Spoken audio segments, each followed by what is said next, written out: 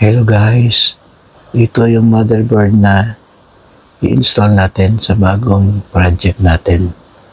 Ito ay J270A motherboard.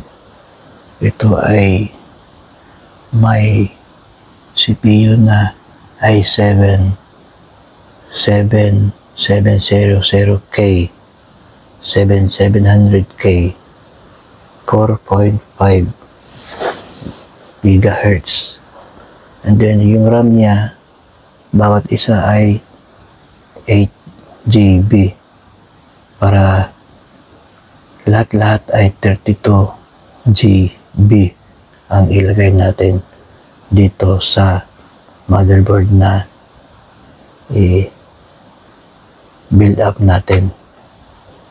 Yung video card niya ay GeForce GTX 1070.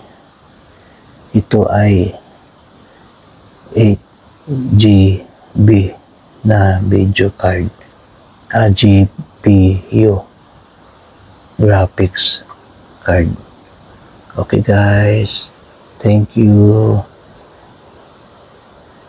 Good morning.